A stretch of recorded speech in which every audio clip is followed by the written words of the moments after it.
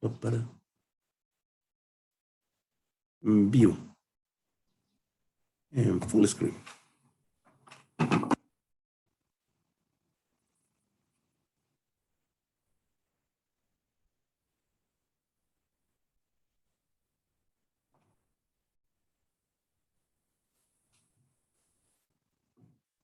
Mejor. Para pa, pa, para pam. Para pa, pa, para pam.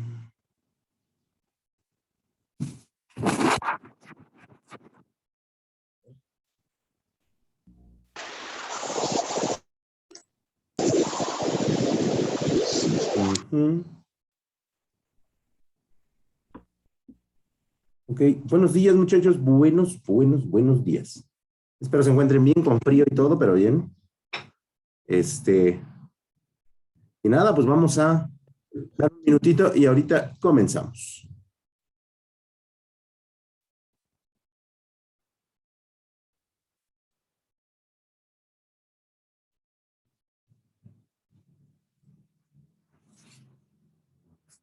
Gracias por su, buenos días por su asistencia.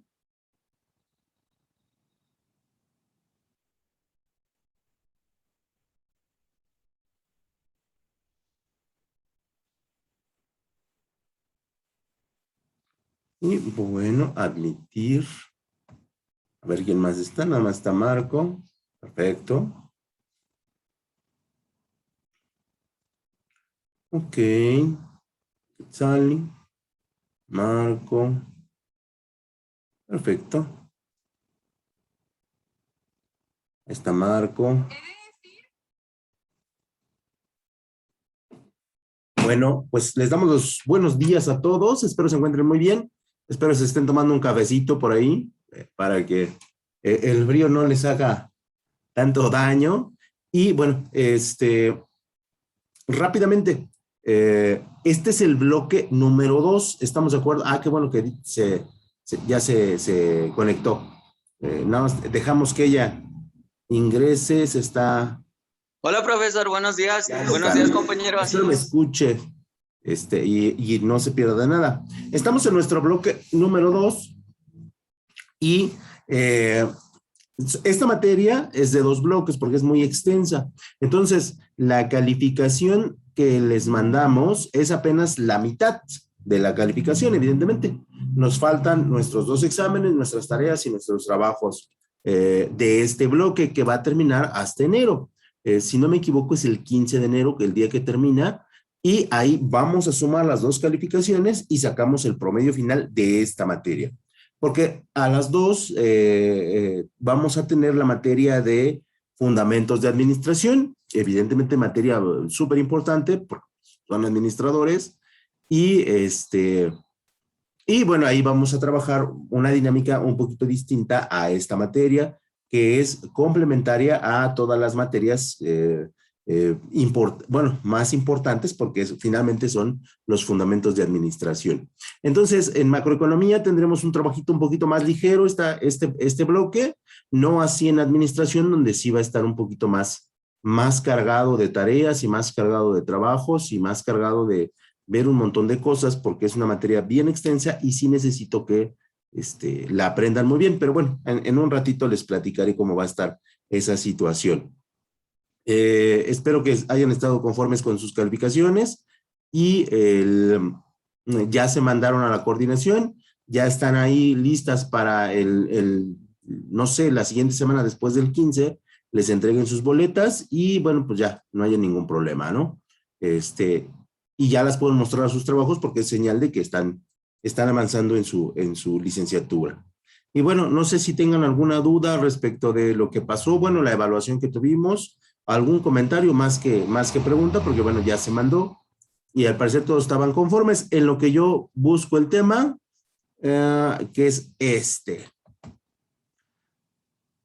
Nosotros cortamos la materia en 2 grandes bloques, porque primero vemos la parte general de la macroeconomía y después vemos elementos muy puntuales, muy específicos que sí necesitan tener presentes. ¿Vale? Entonces, así dividimos la materia y la administración así se divide. Vemos primero lo general y después vemos lo particular. Entonces, voy a compartir pantalla. Vamos a darle un segundito a Noemi para que se conecte y no haya problema. Y ahorita comenzamos. Estamos muy bien, estamos todos.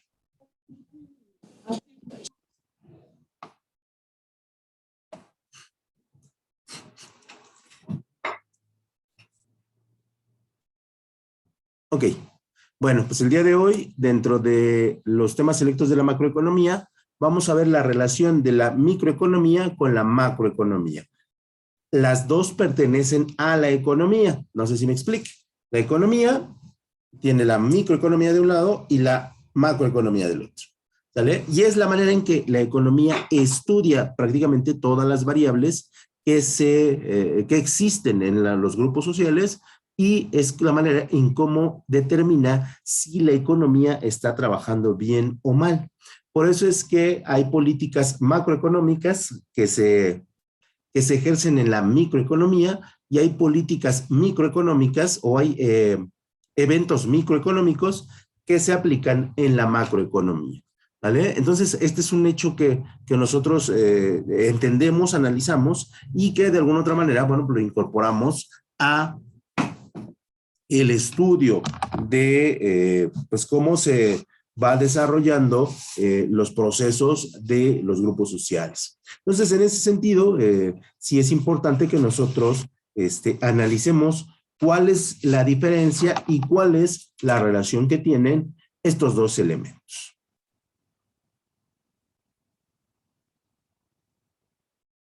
Y recuerden que estamos en los temas selectos de macroeconomía. Lo primero que tenemos que establecer, y volverlo a reiterar como un recordatorio, porque no se les debe olvidar, que la macroeconomía analiza las fluctuaciones económicas, los ciclos económicos, y trata de dar soluciones reales a los problemas que tienen los grupos sociales. ¿Sale? Nosotros el año pasado teníamos un problema muy serio, que era un problema de salud, y eso se le considera una, ¿qué, muchachos? Se le considera una fluctuación. Terminaba 2019 y todos estábamos muy contentos celebrando el año nuevo, y llega marzo y la verdad es que nadie esperaba, nadie, ninguno de nosotros, porque no teníamos los datos, que el año iba a ser tan diferente y tan radicalmente raro a los que teníamos acostumbrados, ¿no? Eso es una fluctuación, y de alguna otra manera la macroeconomía entiende la implicación de una pandemia y trata de aplicar todos los mecanismos para que la economía no se detenga, ¿no? Aunque evidentemente se detuvo en algunos países por 2 meses totalmente, en otros países 3 meses, en algunos países se detuvo intermitentemente, pero todos sufrimos las consecuencias de este proceso. Entonces, y los gobiernos intentaron pues que la estabilidad social no se viera tan afectada, aunque bueno, pues hubo países y hubo ciudades y hubo personas que sí sufrieron mucho este proceso. Entonces, el campo de acción es analizar la fluctuación, analizar qué está pasando, qué va a pasar, porque todavía seguimos en proceso de pandemia, y bueno, los retos de 2022 no son fáciles, realmente son difíciles, porque en economía un año realmente es muy poquito, y sobre todo en elementos macroeconómicos es aún más, ¿no? Entonces, los efectos de la pandemia se van a ver, por ejemplo, en 2 o 3 años más adelante, ¿no? Con las consecuencias que esto va a determinar, ¿no? Tenemos, por ejemplo, en puerta dos crisis que parecieran no ser tan importantes, pero que lo van a hacer. Una es la crisis de contenedores, donde traen las mercancías en los transatlánticos, en los barcos gigantescos, y otra crisis que nosotros vamos a tener es la crisis de los chips, ¿no? En los próximos 2 años vamos a tener una disminución de teléfonos nuevos, o de lanzamientos de teléfonos nuevos, porque la economía está teniendo problemas para poder elaborar chips de celulares, ¿no? Que son el artículo más importante. Entonces, Esas fluctuaciones también en su momento las tendrá que analizar cada uno de los países y a partir de ahí, bueno, tomar decisiones, ¿no? Eso hace la macroeconomía, analizar las fluctuaciones económicas para contenerlas. Después tenemos la microeconomía y como vemos en la imagen, la microeconomía va a estudiar, en primer lugar, va a estudiar la economía ¿de qué? De las familias, ¿sale? Por eso ponemos la imagen. Las familias, para poder existir, normalmente,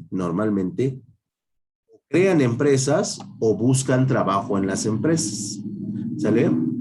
Y las empresas establecen productos y servicios y para la población en general crean comportamientos de compra, ¿no? Si yo ahorita les pregunto su marca de refresco favorita o su marca de cerveza favorita, seguramente me van a dar varias opciones y esto tiene que ver con su comportamiento, ¿no?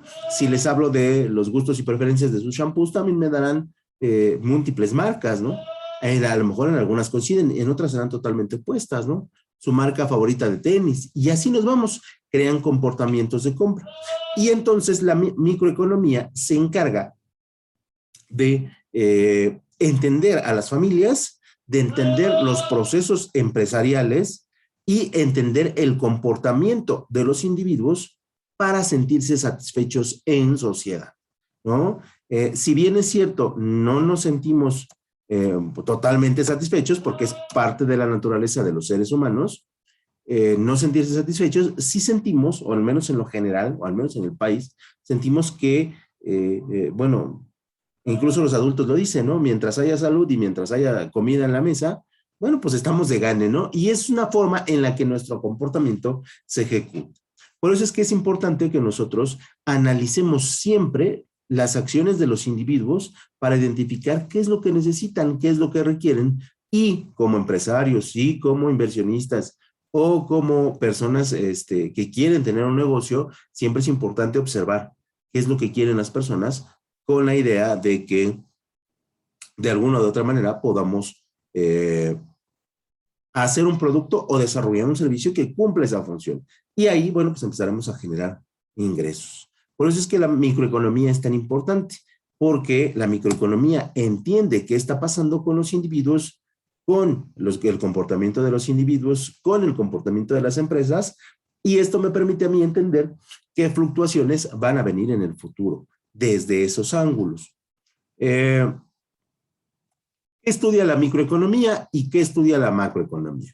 Bueno, la microeconomía va a estudiar las variables de los individuos, ¿sale? Y dentro de esas variables va a estudiar el comportamiento que yo tengo respecto de los grupos sociales, o sea, cómo me vinculo en sociedad, qué es lo que consumo, qué opinión tengo de lo que consumo o de lo que existe para consumir y de alguna otra manera establezco un comportamiento que se repite en personas tal vez de mi misma edad, tal vez de mi mismo género, tal vez de mi misma posición social o tal vez de mi mismo nivel educacional.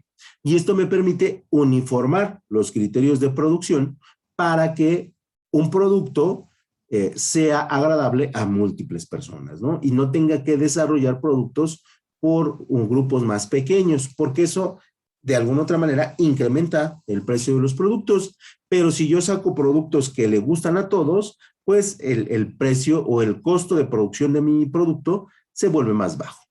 Eso estudia la microeconomía. ¿Y qué estudia la macroeconomía? Bueno, evidentemente estudia los agregados económicos y estudia las variables sobre de las cuales la economía va a funcionar. Por ejemplo, el trabajo, por ejemplo, los elementos económicos que cada país tiene, los energéticos, petróleo, minerales, elementos turísticos, número de personas, también viene el estudio de las personas, cuánta población vive en cada país, con la necesidad de poder satisfacer sus necesidades, ¿no? En un país de 130 millones de habitantes, que no es tanto, es más fácil satisfacer a una población, pero tenemos ejemplos como China con 1,000 millones de habitantes, y entonces ahí administrar macroeconómicamente al país debe ser un reto realmente grande, ¿no? Y sobre todo bajo las condiciones en las que vive China, debe ser aún más difícil. O la India, por ejemplo, que también, perdón, son países que son extremadamente grandes, Rusia, la misma, Rusia, que es un país gigantesco, o los Estados Unidos, ¿no? Entonces, aquí en México tenemos la ventaja de que la población no es tanta y el territorio es bastante extenso, ¿no? Y entonces eso nos ayuda a, de alguna otra manera, satisfacer tanto macroeconómicamente a las poblaciones como microeconómicamente. Y de alguna otra manera, esto nos permite, bueno, que nosotros podamos eh, encontrar los métodos y las formas sobre de las cuales las empresas y los gobiernos hagan que las personas se sientan mucho más a gusto en las poblaciones en las que viven, ¿no? Y estudios revelan que en términos generales el mexicano se siente muy a gusto de vivir en México, ¿no? E incluso hay campañas que nos dicen que qué bonito es vivir en México, ¿no?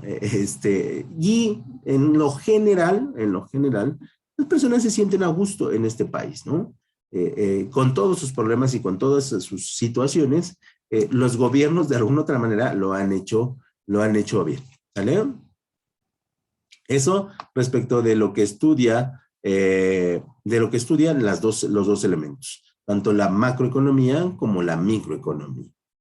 Ahora vamos a ver lo que son las variables de la microeconomía, y dentro de las variables de la microeconomía, cuando hablamos de una variable, son de los elementos que estudiamos y que de alguna u otra manera establecemos un juicio o establecemos un número acerca de cuál ha sido su rendimiento. Y en ese sentido, la primera variable es la producción de las empresas. Y esto sí nos tiene que interesar. ¿Por qué? Porque si yo vendo 10 unidades y si yo fabrico 10 unidades y vendo 10 unidades, estamos bien, ¿no? Si yo fabrico 10 unidades y vendo 9, decimos, bueno, está bien. Hay una unidad que se quedó y bueno, esa la podemos contener en función de todo lo que vendimos.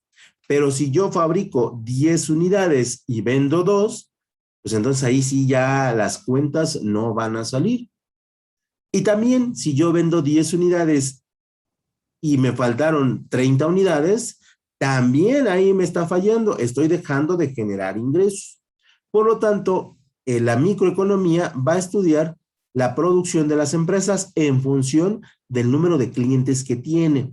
¿Por qué? Porque, no sé, por ejemplo, Apple, que apenas acaba de sacar su teléfono, debe de establecer cuántas unidades de producción va a desarrollar para el mercado mexicano.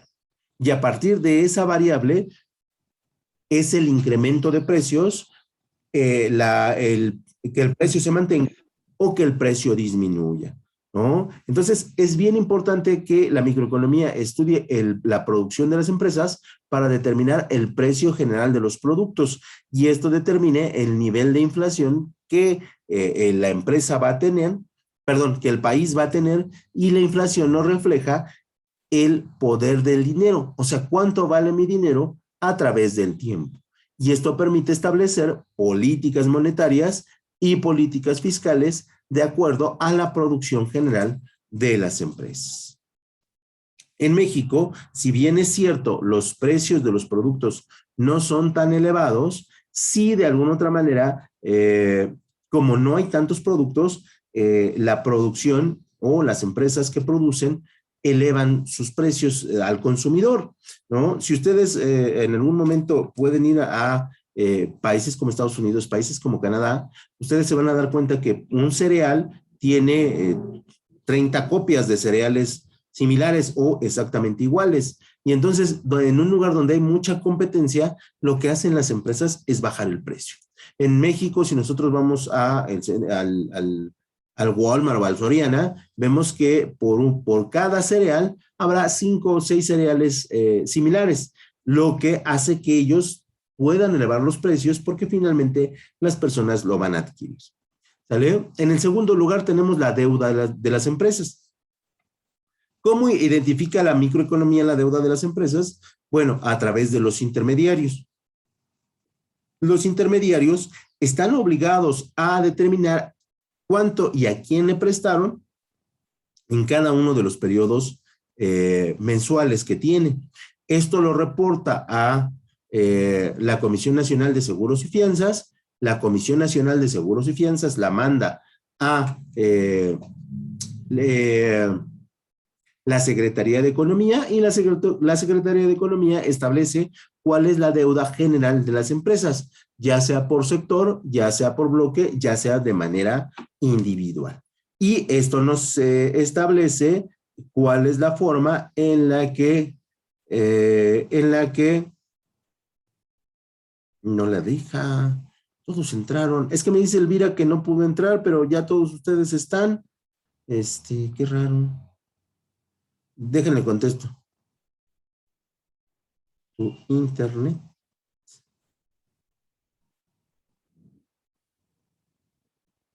Tu internet, porque todos entraron. Entonces les decía, esta es la manera en la cual, bueno, pues de alguna otra manera, nosotros sabemos la deuda de las empresas, y la deuda de las empresas también nos ayuda a rastrear malos manejos del dinero.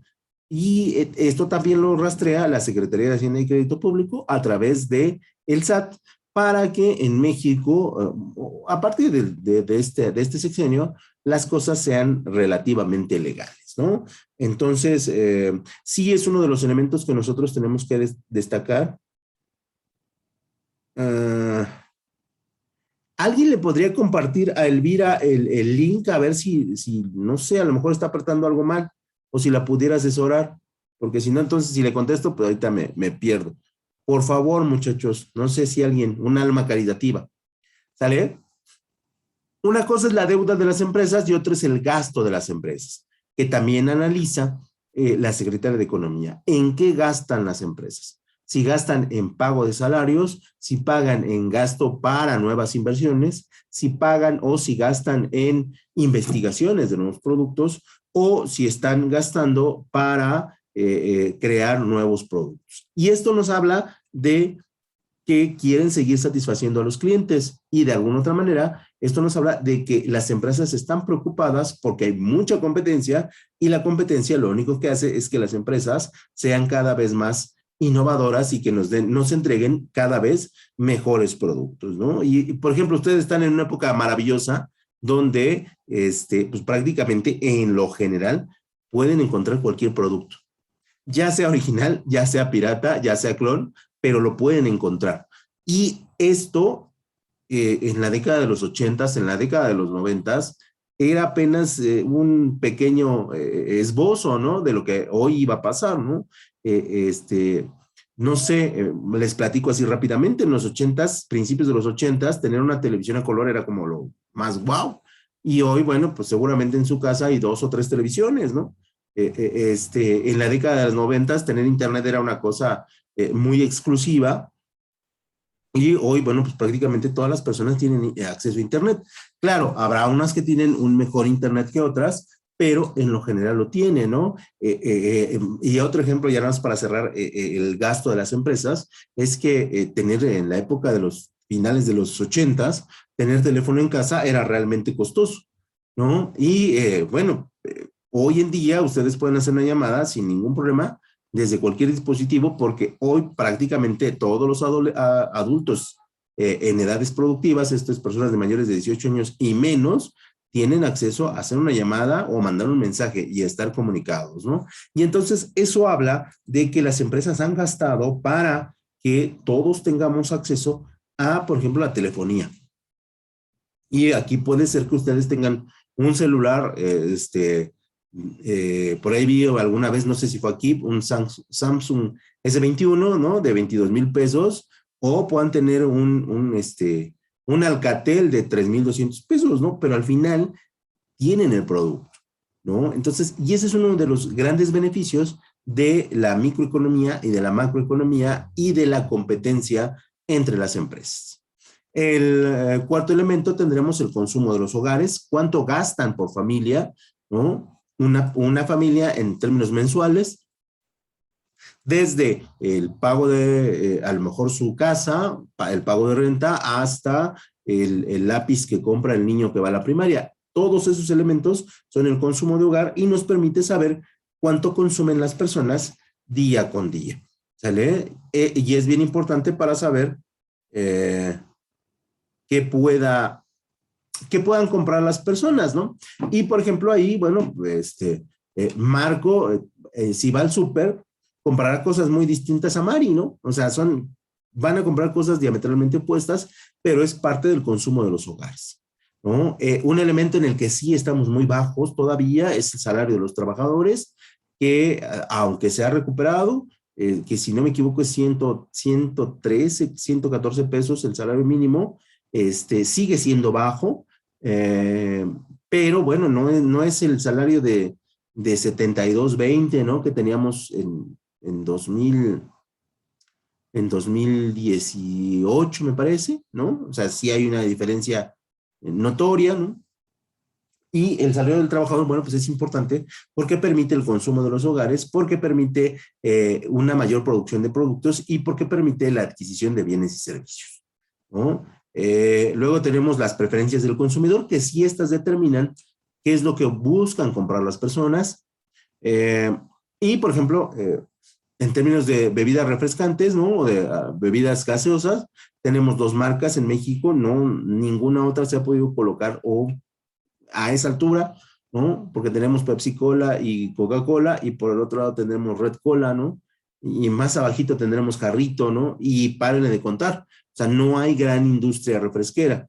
En México, las preferencias del consumidor son sobre dos marcas fundamentalmente, y luego habrá otras marcas más pequeñitas que pues, busquen ahí robarles a algunos consumidores, ¿no? Pero en general son dos, y esos son de alguna otra manera nuestros gustos, ¿no?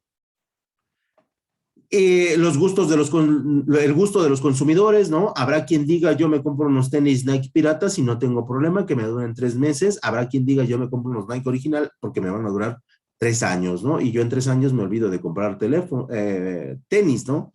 Lo mismo sucede para la gente de los que compra automóviles. Habrá quien diga, yo me compro un automóvil nuevo que me va a funcionar 5 años sin ningún problema. Y habrá quien diga, yo compro un automóvil de hace 10 años, aunque le meta talacha porque a mí me gusta, ¿no? Entonces, aquí hay gustos realmente para todo dentro del territorio nacional. Otra cosa en la que estamos fallones es el ahorro personal.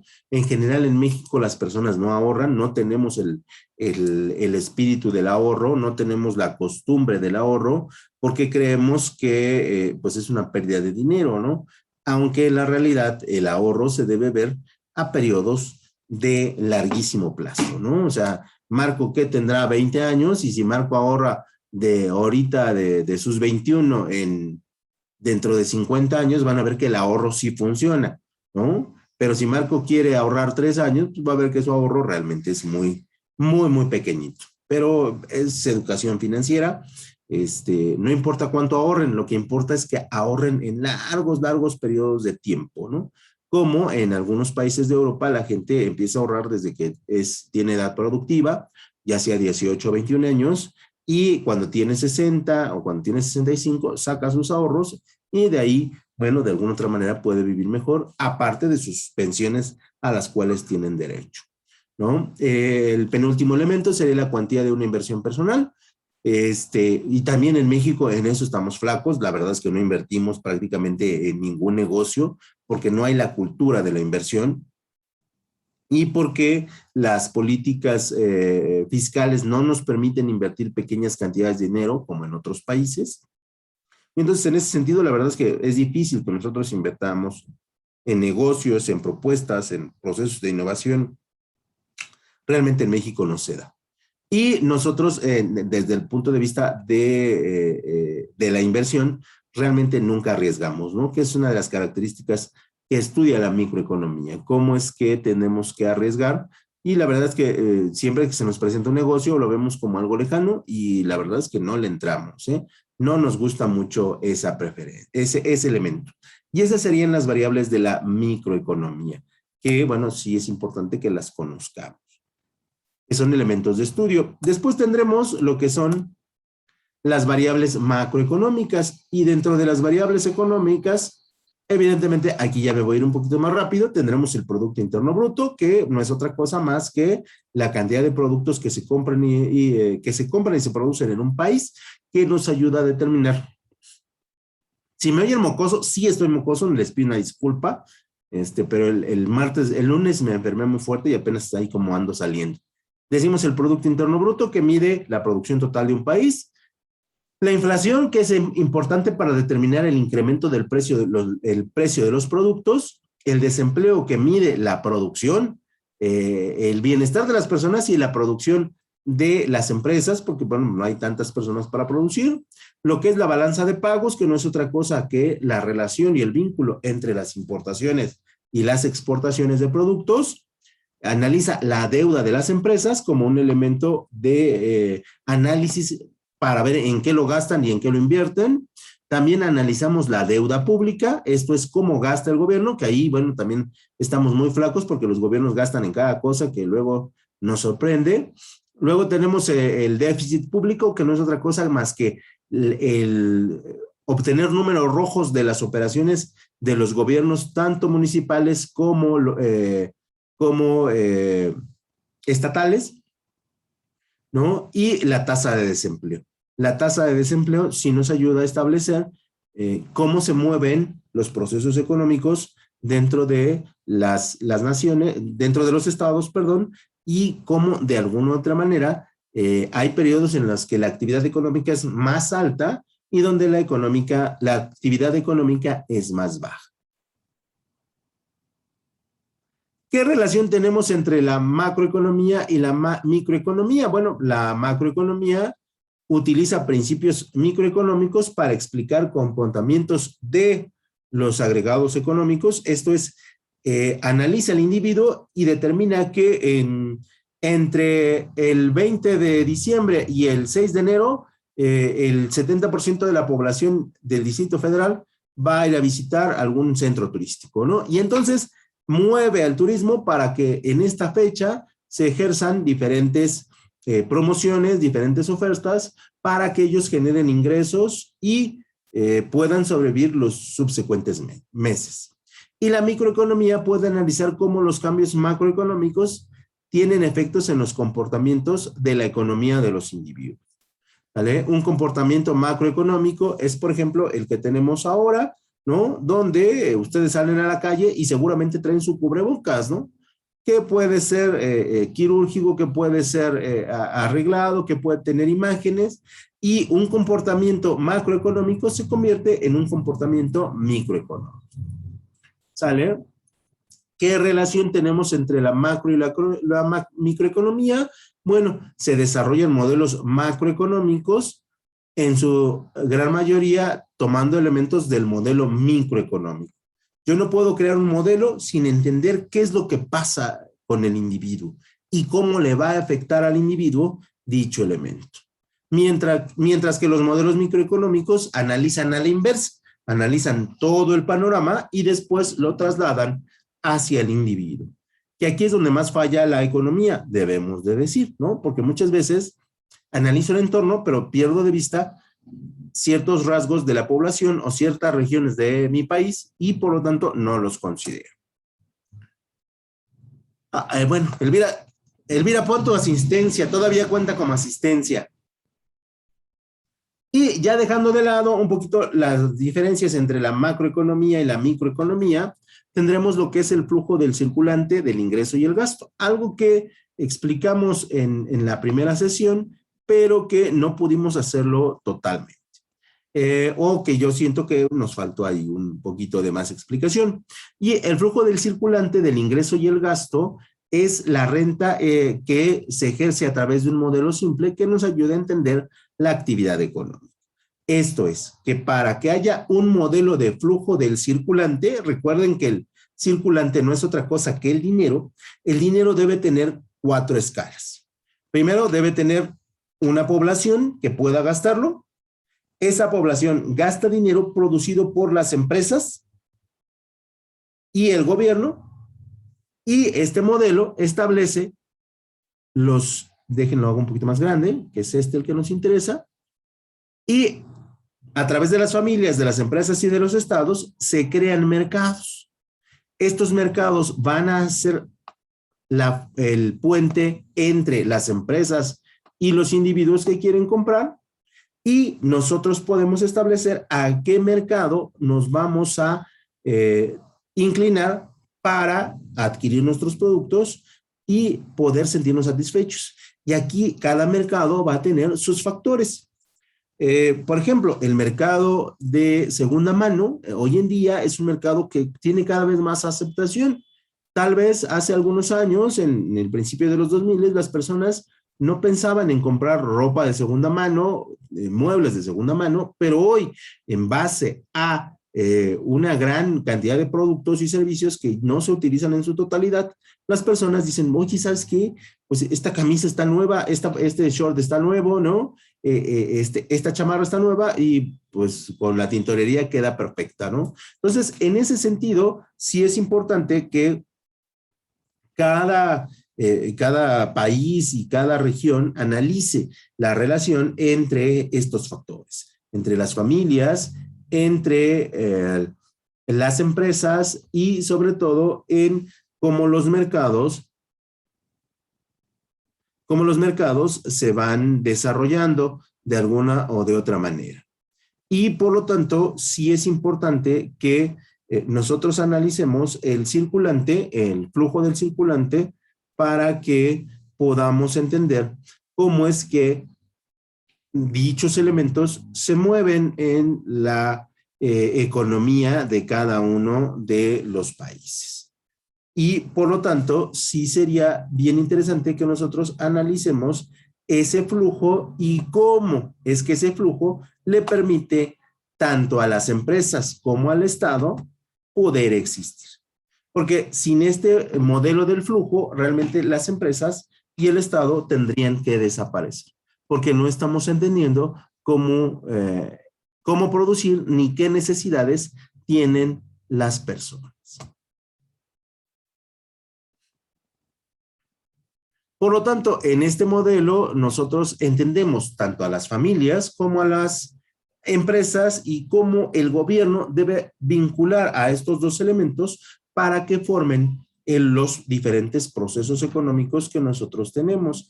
Y así el dinero siempre esté ¿en qué? En circulación. Pasó el Buen Fin y seguramente el circulante se hizo más rápido. Viene un periodo de espera de aquí hasta seguramente el 15 de diciembre y a partir del 15 de diciembre otra vez el flujo del circulante se va a activar y va a volverse más rápido. Termina el 6 de enero y el flujo del circulante va a ser más lento. ¿Hasta qué fecha, muchachos? Hasta el 14 de febrero, otra vez donde el circulante gira muy rápido un día y luego se apaga. Luego viene el 30 de abril, gira pequeño y se apaga. Y así el gobierno hace que la economía funcione. Por lo tanto, el flujo del circulante requiere de lo que son, me faltó, las materias primas, los diseños, los procesos de producción, los procesos de distribución, la reutilización, que hoy en día es fundamental, los procesos de reutilización o de reciclaje, para que la economía se vuelva y la producción se vuelva más eficiente. Y este flujo del circulante cada vez se hace mucho más complejo porque nos permite a nosotros el proceso de reciclar, el proceso de bajar costos, el proceso de también producir elementos nuevos que sean más duraderos o producirlos con las materias primas que nosotros hemos reciclado. Y entonces nosotros vamos a ver en años futuros un momento muy espectacular donde el precio de los productos va a bajar, ¿no? Tal vez a lo mejor yo ya no lo vea, pero seguramente ustedes sí lo van a ver, ¿no? Donde prácticamente no nos va a costar trabajo adquirir cualquier artículo, porque prácticamente el reciclaje nos va a ayudar muchísimo, ¿no? Y entonces el flujo del circulante va a cambiar a un modelo mucho más dinámico, mucho más dinámico, y las personas van a poder adquirir prácticamente lo que quieran. Esto implica que el flujo del circulante va a eliminar la pobreza en términos utópicos de los grupos sociales.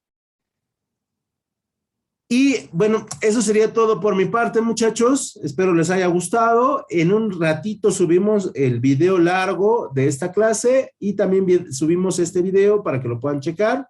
Ya revisé sus asistencias y nos vemos hasta las 2 de la tarde.